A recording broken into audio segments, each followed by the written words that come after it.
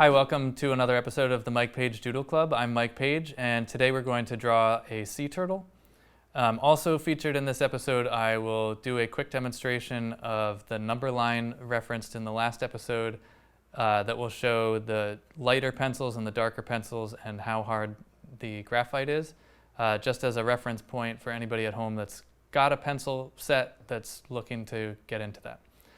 So don't be afraid to make mistakes. Join along with me and let's get right to it. In the last episode, I had referenced a number line that pencils kind of fall on. So I'm going to start this episode by demonstrating that for you. So in the middle of our number line, we have HB pencils. And then we'll have H's going this way. So we'll have a plain H, and then a 2H, 3H, 4H, 5H, etc. Those can go all the way up to 8. Yeah, you might be able to get like a 9, but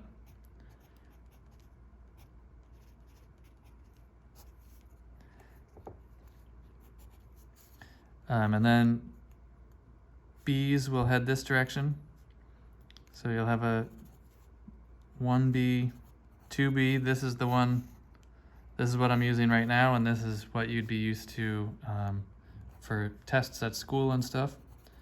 That's like your standard pencil is a 2B, 3B, 4B, all the way down to 8. So you've got a number line, and these are soft and hard graphite, and these are going to be darker. So this will be very dark over here, and these will be very light over here. And I had also cautioned in the previous episode that if you're using something like a 2H even, or certainly if you're using something way down at this end, they bite into the paper a lot more. They're a lot harder to erase. And the other drawback of the H pencils is that if you are trying to go darker with an H pencil, you're going to keep scribbling and scribbling and scribbling in one spot, and all you're doing is creating more and more glare on that surface. It actually looks relatively light on screen, but it's already starting to develop a glare there. So they can be counterproductive if you're trying to go really dark.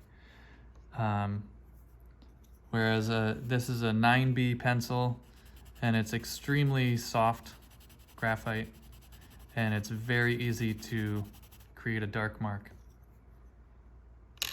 I tend to stick mostly between like a B and a 4B, but if you want to experiment with pencils on your own, you can find what you do and don't care for. But so that's the little number line lesson. Next, we're going to start off a sea turtle. And to start the sea turtle, I'm going to make basically an oval shape, but it's going to be almost a Christmas light bulb. That type of shape. So our turtle's going to be swimming this direction. Its head will be over here, and this will be the tail end. And then I'm going to add a little bit more variation to that shape.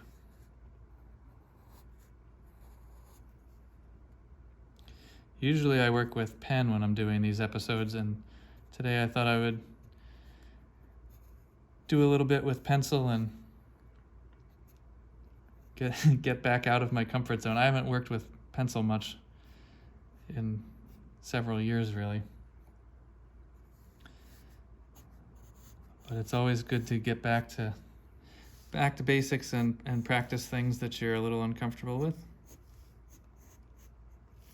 so you don't forget what you're doing. Now that I've got the basics of the shell, I'm going to sketch in where the flippers are. So we're going to make the front one up here. They've got very long.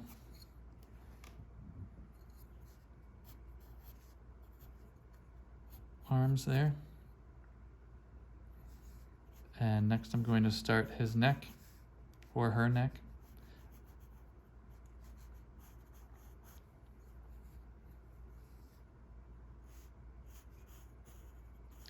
I think I always kind of assume sea turtles are male because they're kind of oafy, lazy creatures. Not that they actually are, but they kind of seem that way.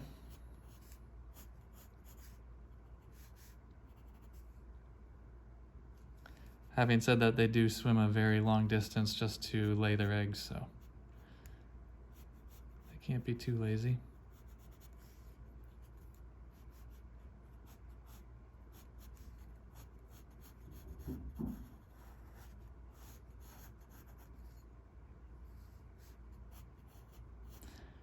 I'm not crazy about the shape that I made right here. It should be this higher line up here.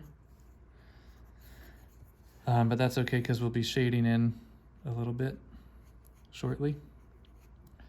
Then it's going to have a pretty large eye area with the eyelid covering a good chunk of it. So you want to do that relatively light so that you can then fill in the actual eye.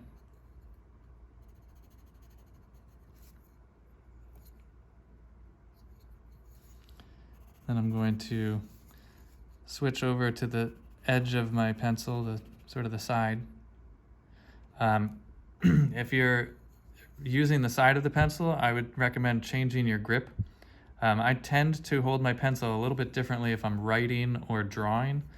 And when you switch to the edge of the pencil, I typically have my finger like that, holding the pencil like this. And then I'm sort of applying pressure with this finger pressing down. And you might notice right now my pinky is kind of anchored on the paper. That's what works for me. It's not necessarily the right way, but that's what I'm doing at the moment.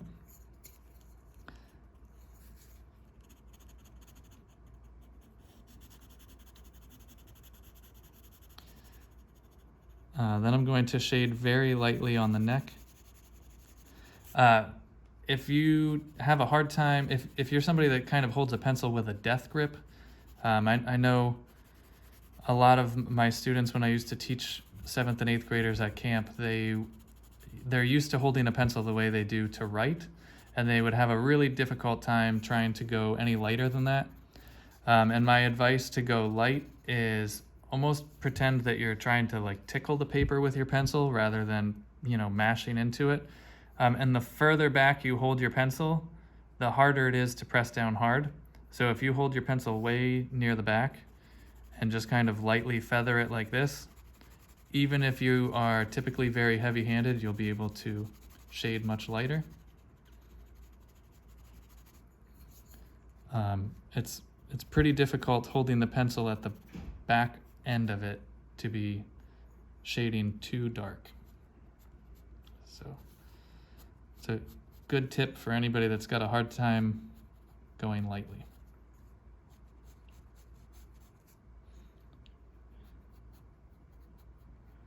When I showed my portfolio before college, the guy looking at it, his grievance was actually that I drew too lightly. And he said it's much easier to learn to draw dark than it is to learn how to draw light for somebody that's heavy-handed, but I think that might not necessarily be correct. I think to switch to drawing light, if you just change how you're holding the pencil, it's not too difficult. And if you're somebody that draws too light, the thing that will fix that is lots of practice, because as soon as you build up the confidence, you don't mind drawing things darker. I think it was being timid when I used to draw too light. I was afraid to make the mistakes. But if you practice and practice and practice, you stop worrying about it so much.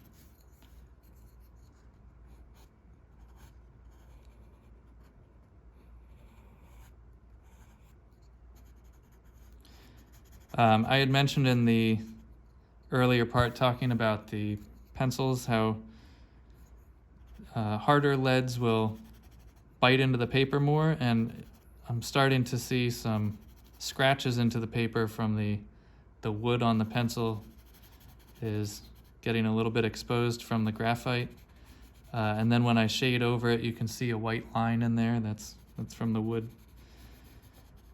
So really, this would be the time, if I wasn't recording right now, I would take a quick break and sharpen my pencil so that I would get around that. If you start noticing those marks, it's probably time to sharpen your pencil, especially if you're not using an H pencil and you're seeing that. If your pencil is in the H's, you can see that sometimes just from the tip biting into the paper too much. These rear flippers are going to be a bit shorter, something like that.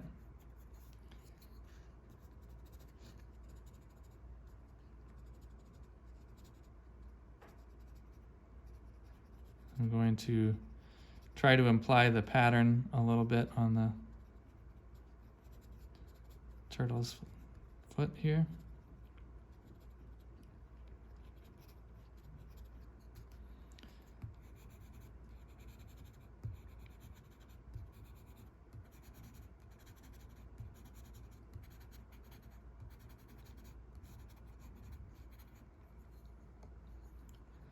Next, I'm going to come around and just sort of do a line running parallel to my edge.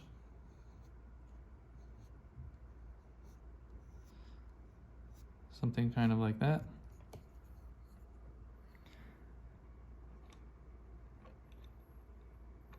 And I might switch over to my 4B pencil that's not quite as scratchy, so that I don't keep biting into the paper since I need to sharpen my 2B pencil.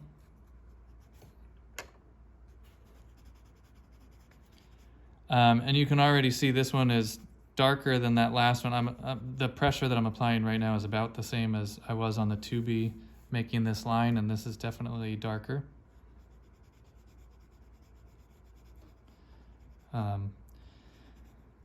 But the amount of pressure that you apply definitely makes a big difference on how dark your mark is. So even using a 4B pencil, it's possible to shade very light. It's not like you're stuck with a dark mark, because that's what it's easy to make with it.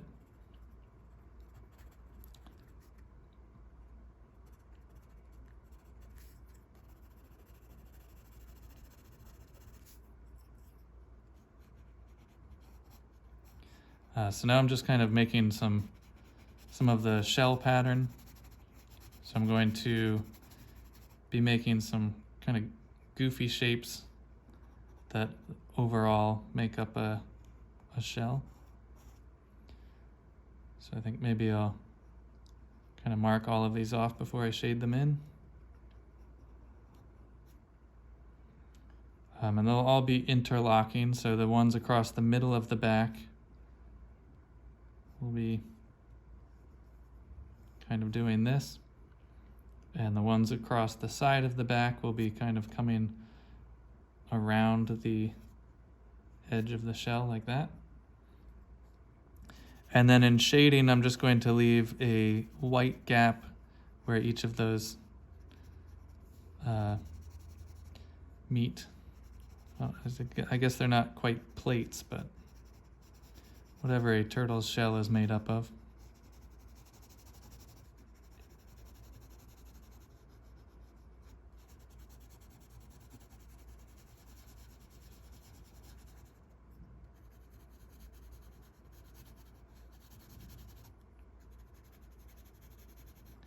And again, right now I'm using the side of the pencil, the side of the tip, and most of the pressure is being applied with this index finger on top, kind of pushing down against the paper. Again, not that that's necessarily the correct way to do it, but that's what works for me. You can experiment with how you hold the pencil to get different effects, but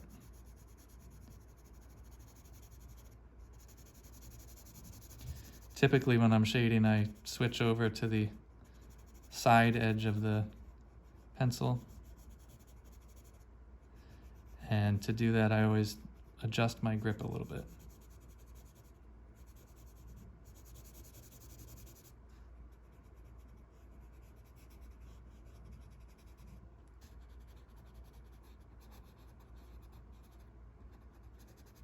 And if you don't have a variety of pencils to work from, I wouldn't worry about it. Most of the time, I'm using either a B pencil or a 2B or a 3B.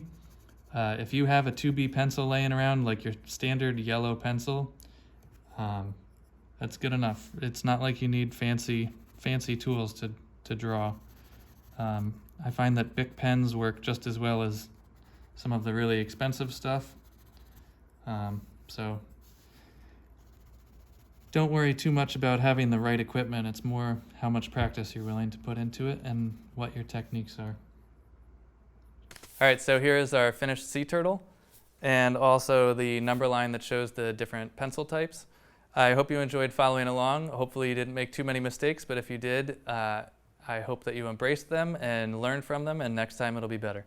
Thanks so much for watching, and tune in another time for another episode of the Mike Paige Doodle Club. Now that you've finished your doodles, color them in and then share them with both Mike Paige and Medfield TV. We're going to take those images and we're going to put them all over our station. Can't wait to see what you guys make.